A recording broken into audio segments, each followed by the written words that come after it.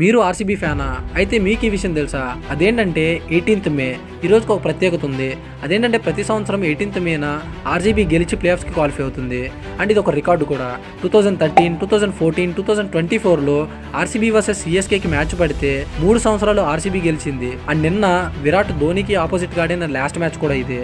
And 2015లో RCB versus డీసీకి match పడితే ఆర్సీబీ టాస్ గెలిచి బౌలింగ్ తీసుకుంది. డీసీ 20 ఓవర్లకి 187 పరుగులు చేస్తే ఆర్సీబీ 1.1 ఓవర్ ఆడుతుండగా వర్షం పడి మ్యాచ్ డ్రా చేశారు. అండ్ 2016లో మే 18న Kings 11 Punjab versus RCB match పడితే పంజాబ్ టాస్ గెలిచి బౌలింగ్ తీసుకుంది. ఈ మ్యాచ్ లో కూడా 3 వికెట్లు కోల్పోయి 211 పరుగులు చేసి ఆర్సీబీ గెలిచింది. అండ్ 2023లో ఆర్సీబీ వర్సెస్ ఎస్ఆర్హెచ్ మ్యాచ్ పడితే ఆర్సీబీ టాస్ గెలిచి బౌలింగ్ తీసుకుంటే ఎస్ఆర్హెచ్ 5 వికెట్లకి గాను 186 పరుగులు కొడితే ఆర్సీబీ 19.2 ఓవర్లకే టార్గెట్ ని ఫినిష్ చేశారు. ఇలా ప్రతి సంవత్సరం మే 18న గెలిచి ఆర్సీబీ ఒక రికార్డ్ ని సెట్ చేసింది. అండ్ ఎక్కువ సార్లు ప్లేఆఫ్స్ కి క్వాలిఫై అయిన